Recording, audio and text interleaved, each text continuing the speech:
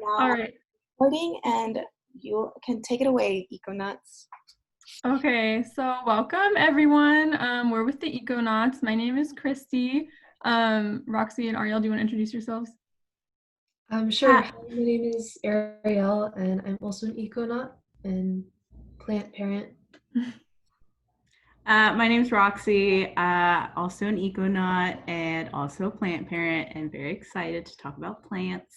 So, Yes, so we are all proud plant parents as well as a lot of our other coworkers who are not here today, but we're going to go through some steps for beginners, or if you're a little bit more advanced, what you could have in your garden with you.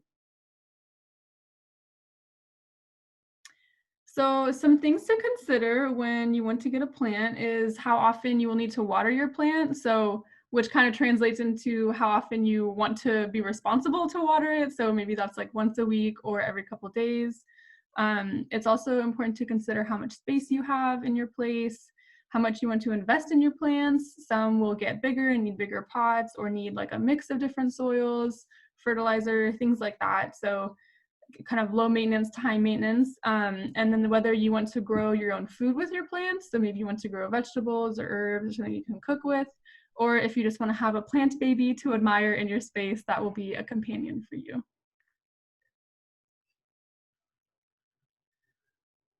All right, so there are a couple of really good beginner plants, and these are plants that you can either start really easy or grow, and they're pretty hardy. They're not that difficult to take care of. Some of my personal favorites are succulents and regrowing vegetable scraps, and I think that both of those are really awesome.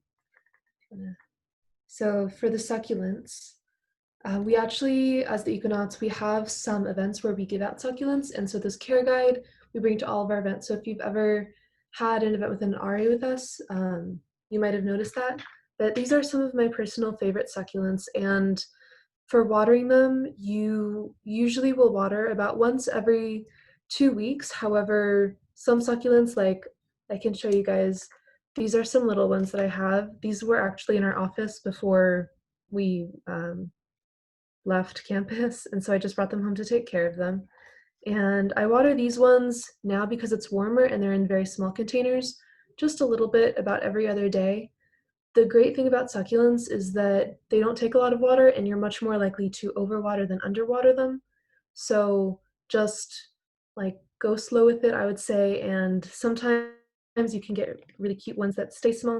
Other times they'll grow a lot like this one did. I got this one at an event last year and it's stuck with me for almost 2 years now. So it's really nice. I would recommend succulents to anyone. You can just put them on your windowsill. They're very low maintenance and pretty easy to take care of. Okay. Now, however, succulents, like you can look at them and they're very pretty, and that's kind of what they're good for. But one thing that is also very hardy and easy to take care of are vegetable scraps or fruit scraps. And so I brought some here. I'm not sure if you can see, it's easier on the slideshow, but essentially there are green onions that you can start. And so once you use your green onion, here I have one in the small browser, I guess, you can kind of see, so I use the green onion all the way down to this point, and then all you do is you put them in a small glass with a bit of water, and you just keep refilling the water every couple days. They'll grow roots, and pretty soon they'll get to be really big, and you can just keep using them and using scissors to trim them down as you need more green onions. Or you can plant them. In the slideshow, I have one and it's about 2 feet tall now, and it came from a scrap that I would have otherwise thrown away. So that's really great. You can also do avocados. This is one that I'm starting right now. It's in the glass mason jar. You just stick toothpicks into it and submerge it in water. And then, I'm not sure if you can see my screen in the live window right now, but I can show you the underside of the avocado, and it's about ready to sprout. So it's opening up, and then in a few months, it'll turn into our large avocado, which we have. This was also in our Econaut office before coronavirus had everybody off campus. We named her Ava, and she's currently about 1.5 feet tall. We're very proud of her, and it's really easy to grow these ones. You just keep refilling the water level, And then the same thing applies with lettuce. I think that's on the next slide, Roxy. Yeah, so lettuce, I have a little jar with lettuce that you can regrow, and it's just really fun. None of these take a long time, aside from the avocado. The avocado, it'll take a couple months to sprout, but with the green onion and the lettuce, the same rule applies for basil. Just cut it and submerge it in water. You'll start to see roots and growth within a couple days, and it's really amazing because you can grow your own food. Pineapples are a similar situation. They're not vegetables, but they're fruit. The roots will appear within a couple days. All that you do is you cut off the head of the pineapple, let it dry in the air for about a week, and then you want to submerge it into a cup of water and you can start to see roots emerge. That being said, it'll take about 2 years for this pineapple to ripen. So I would say the most hardy and the quickest ones that I would suggest everybody doing are green onions and lettuce. You'll have a turnaround of, for the green onions, about a week, and then the lettuce probably about a month. So they're really hardy, easy to take care of. Just keep them inside. They don't need a whole lot of light, just water, and they'll sprout before your eyes. I And have yeah, a question. Can any plant be regrown or any food scrap be regrown? not anyone. It depends. I would say like a quick Google search will tell you exactly which ones can and can't. I know like other ones that can be is like celery. I would say a good rule of thumb is any kind of plant that when you buy it from the store, it has its roots or like where the roots came from attached to it. So like with the green onion, you know, they have like the bulb with the roots. With carrots, you can also regrow them. They have the end where the root came out of. And so as long as the plant has that, there's a high likelihood that you'll be able to regrow it. I don't want to speak for all of them, but a quick Google search will tell you, and they're very easy to take care of. Cool. Yeah, also to add on to that, I think ones that just, if you get like a lot of potatoes and you know how sometimes you leave potatoes and they'll start growing like little ones, if you chop those up, like you will have potatoes for life. If you put them in soil, they are maybe the more hardiest plant vegetable you can have. Like if you plant potatoes, you will never get rid of them, which is a blessing and a curse, but you know, take it how you will. Is that for sweet potatoes too? Mm-hmm. Yeah, so I think on the rightmost photo that it is in the slide right now, that's one that I currently have in my garden, and it was a sweet potato that was growing. I brought it with me in August when I moved onto campus, and then when I moved off of campus a couple of months ago, it was still in my kitchen and it was growing away. And so I just kind of cut the eyes and I stuck it in the ground, and it's growing really well. The same applies with garlic and with regular onions as well. If you leave them and they start to sprout in your kitchen, then I would say just put them in the ground and give them some water. That'll feed more into the next couple slides, but they're also a really great way. I am excited to pull out the garlic in my garden in a couple weeks. Oh, yay. All right, and then moving on to Gardening 101, for experienced or ambitious plant parents. I guess to just say this because it does take a little more care than just succulents. But it's really fun. I've definitely gotten more into gardening during this whole situation. So I am very proud of my babies. But just some tips before you start. Oh, no, sorry. Go back. Spoiler. How do I go back?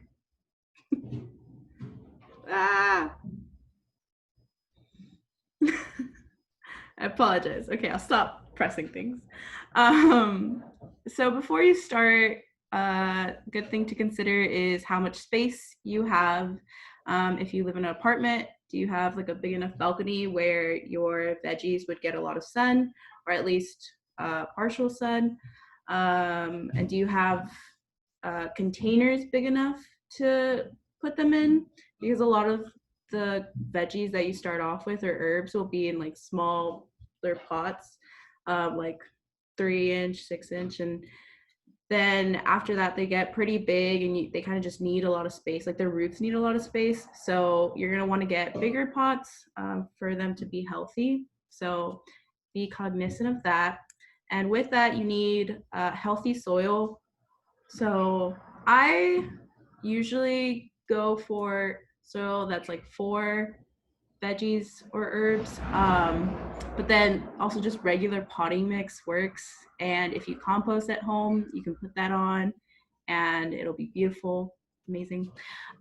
So make sure you have a lot of soil. That's one thing. When I started off, I bought like a very small bag and was like, oh no, I'm like midway and they need more. So make sure you have enough soil. And most in-season veggies need direct sunlight for 6+ hours.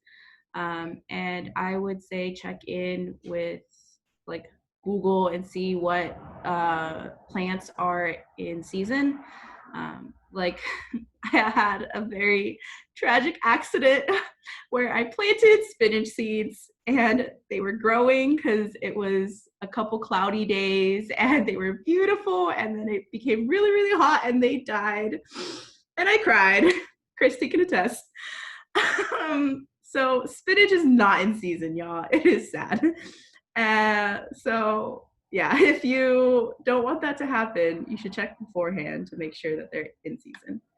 And then be patient. I go and stare at my plants literally for hours and we'll be like, grow, and they don't grow like that. So you can talk to them. It helps.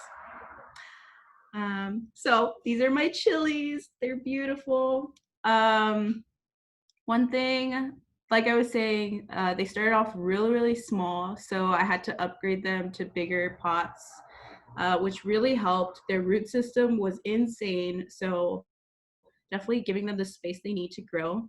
If you didn't know, chilies, they first flower, and that's how it is with a lot of veggies. They first flower, and then the chili will start growing from that same flower. So if you see, there's like this dried up flower, and then there's like the stem on the outside of the chili. That's where the flower used to be, and then it comes off, and then the chili emerges. I didn't know that until I started growing. Maybe I'm dumb, but I thought that was really cool.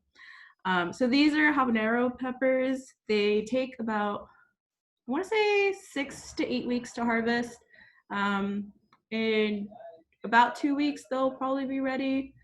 And then I also have right next to them here, you can see I have jalapenos, Fresno chilies, and this other chili that I can't remember at the moment, Anaheim chilies. So one thing I would recommend is that if you have different types, to put them in separate pots, because if you try to replant them, their roots will get very tangled and kind of just already built up their system. So if you try to rip them apart, that can damage it and then it'll end up not growing. So kind of have to be careful with the roots. And I water them every single day in the morning, because if you water them a little after and they've had a lot of sun and they just don't have any water, they'll get really droopy and sad. And then these are my tomatoes. I have big beef tomatoes, and I think tomatoes is a really easy gardening plant, veggie to start off with. Make sure the ones you get are in season, because right now there are so many different types of tomatoes. Like, it's insane. So many hybrids. But they're really cool, and also have to be patient with them. They get huge. So if you have the space, then definitely go for tomatoes. One thing I recommend, that if you can't get, if you see this like green holder, I don't know the name for that. If anyone else knows the name for that, I don't know what that is, but it basically helps support it, because the stem is not very, like, it's very flimsy, so it'll pop down. But if you have that, or if you have like just some wood or anything that you can make a DIY one, go for it. You My have mom. to do that for any like big plants, or is that only for small plants? I recommend for like the chilies, once they get really big, they might need it. But once they get bigger, like I've had this one for about 6 weeks, a little more. And after like the first month, I gave it one of those because it didn't need it yet. So yeah, if they're like really small, they don't need it yet. But if you have like a wall to prop it up against, and like like railing or something, that works too. But just making sure that they can stand up. Yeah, and so those tomatoes take a long time though, so be aware. I'm gonna have to wait for these bad boys. Yeah. And You yes.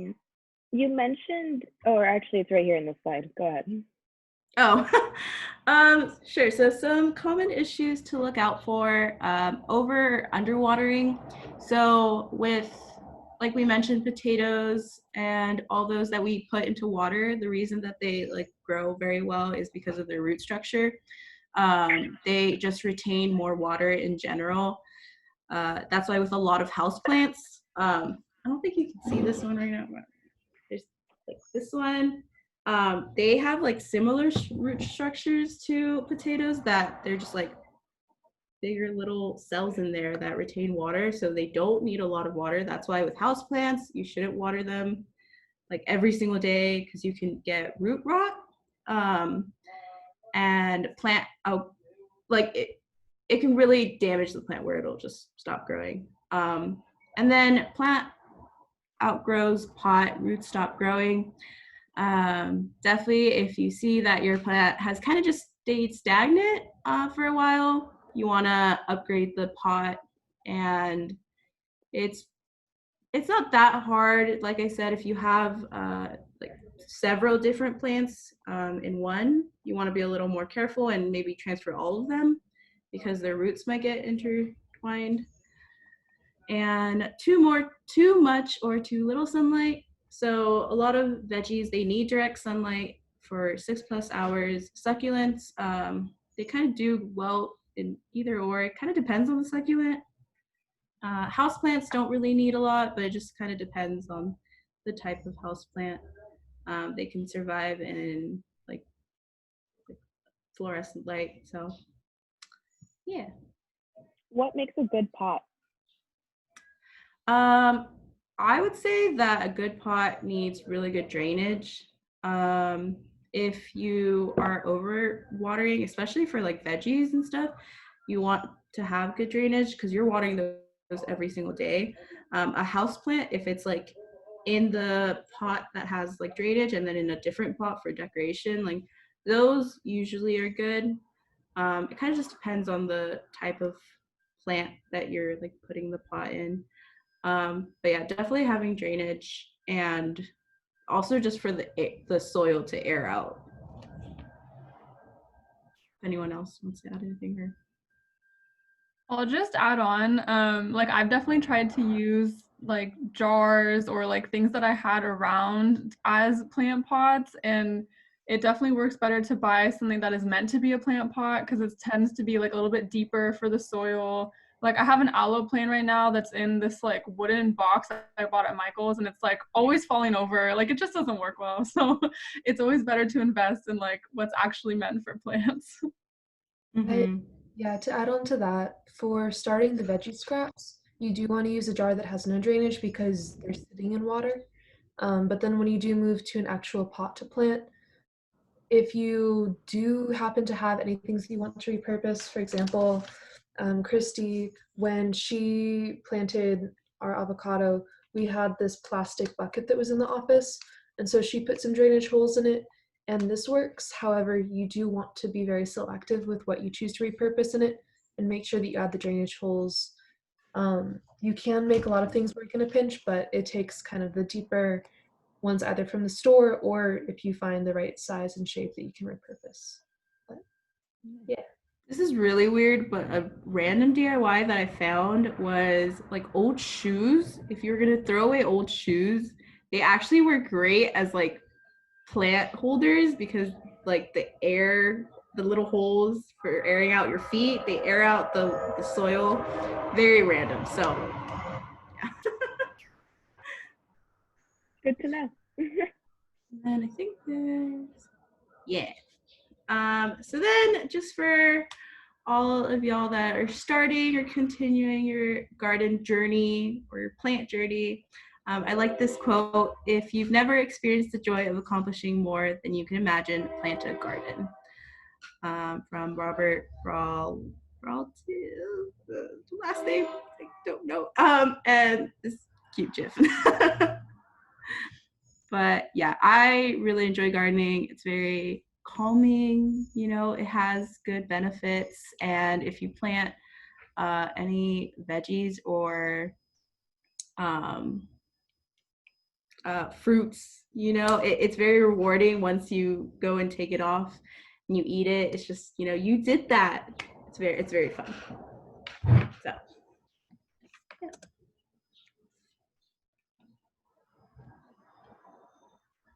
Now, Thank you so much, Econauts, for coming out and giving us such a great presentation. I do have one question. What are some common signs of overwatering or underwatering that folks should look out for?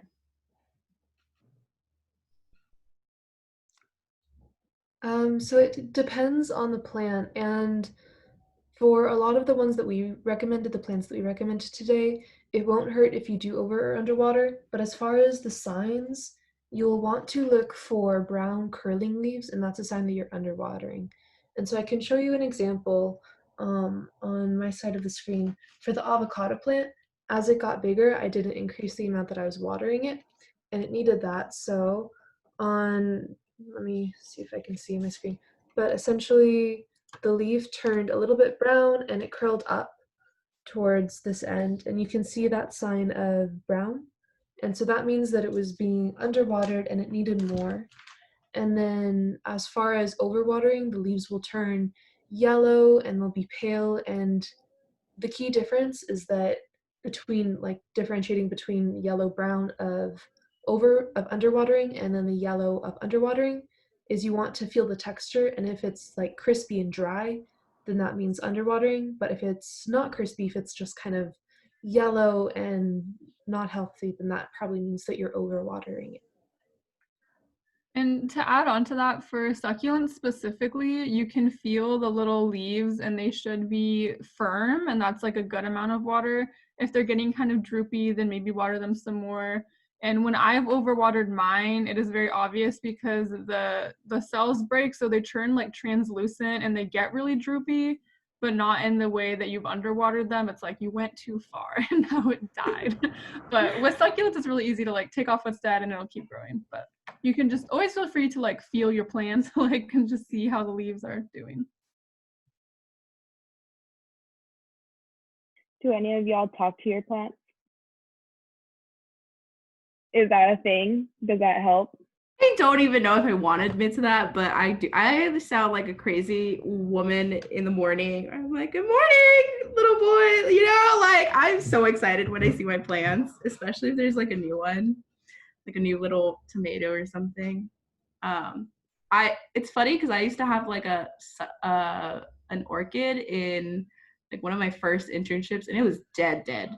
And my mom was like, loves orchids. She's the one that got me into gardening. And she always told me like to take care of orchids, like pro tip, if you don't like, they require a certain amount of water, but if you have ice cubes, like that is the way to like exponentially make them grow, and just put ice cubes in them for a week. So yeah, they came back to life and I would talk to it every single day. Does the ice cube trick work on a bunch of different plants, or is that just for orchids specifically? I just know for orchids. I think it's something about the roots. I wouldn't be confident saying any other plant, but yeah, I know for orchids for sure. Cool. Well, any last minute advice for our future plant parents that are watching?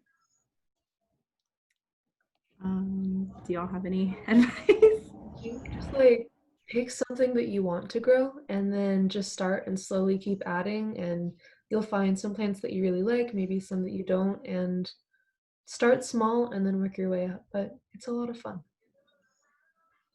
And also, I would say in terms of like sourcing out your plants, like when we're back on campus, there are so many events where people give out, like we give out succulents, other people give out a lot of succulents.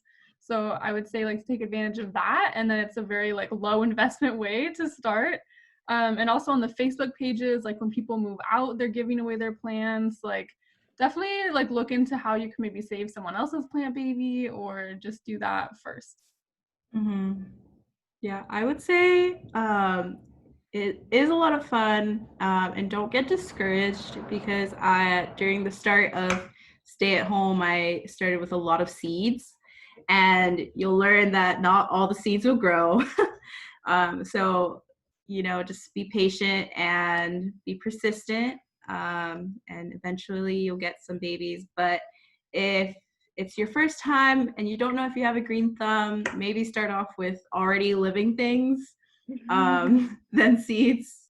That's a good tip.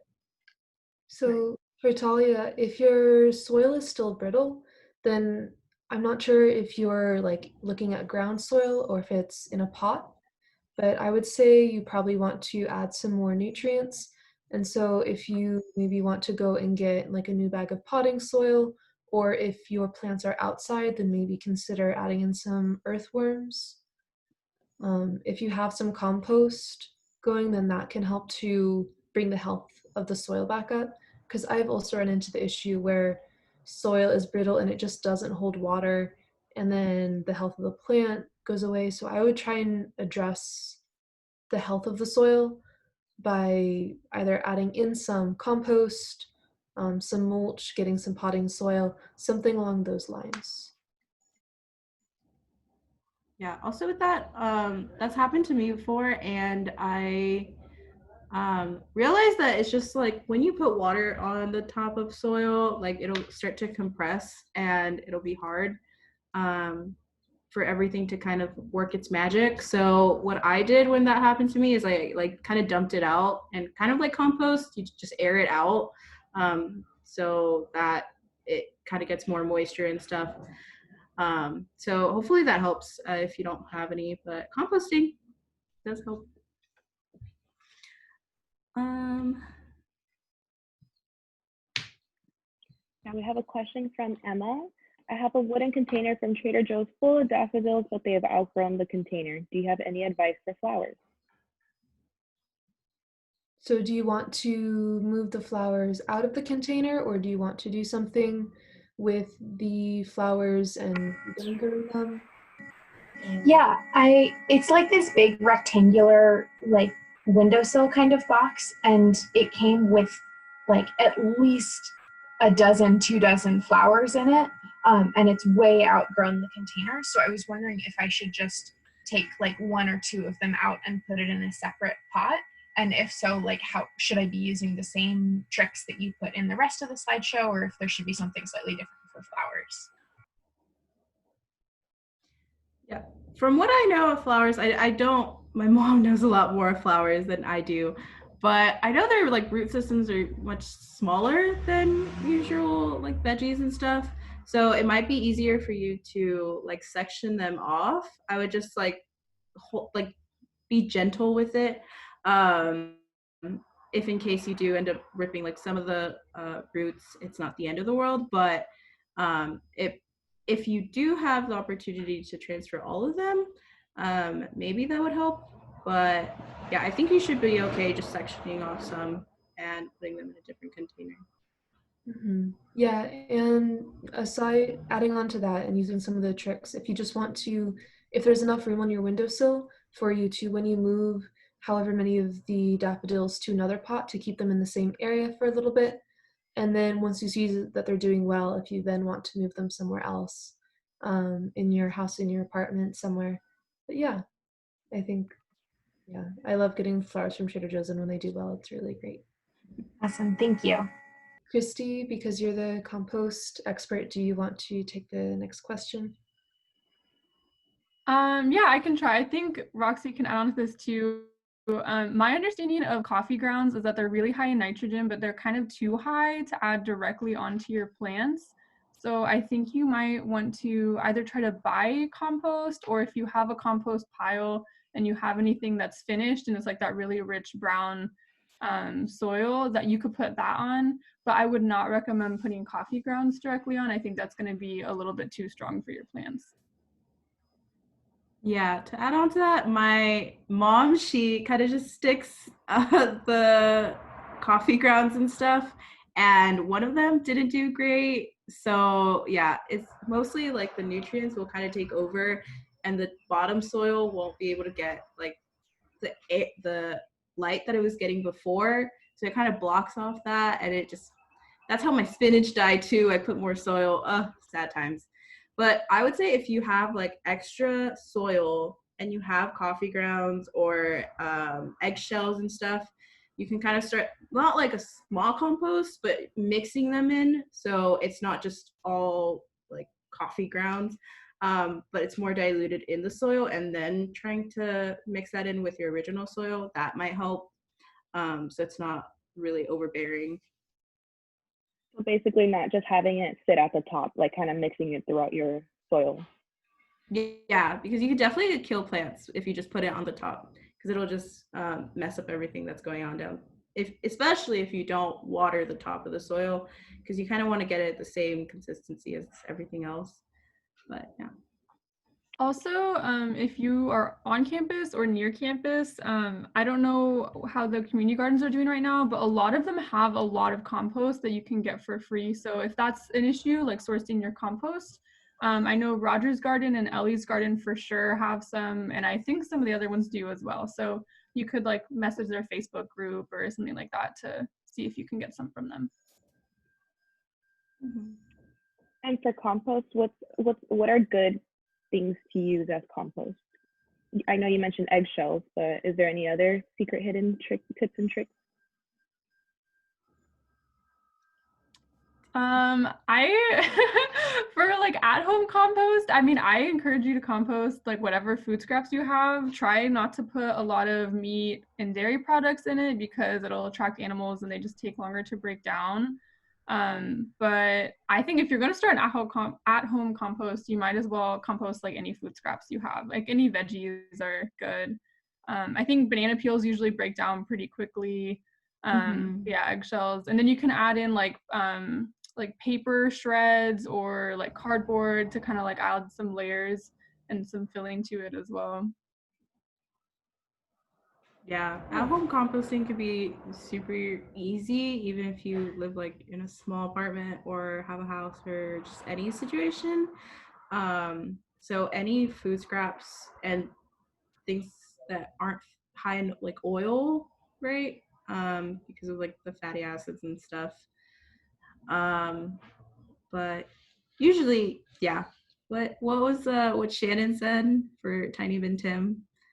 Do y'all remember? Oh, if Tiny Bin Tim, oh, no, if you can eat it, Tiny Bin Tim can eat it. Like if you can eat it as a human, then your compost can also, like worms can eat it. To clarify, in case you guys don't know, Tiny Bin Tim is the green bins that are in all the dining halls on campus, and put your food waste in there, and then it goes directly to the compost. That's awesome. All right, I think we're getting ready to wrap it up. Any last minute questions, anyone?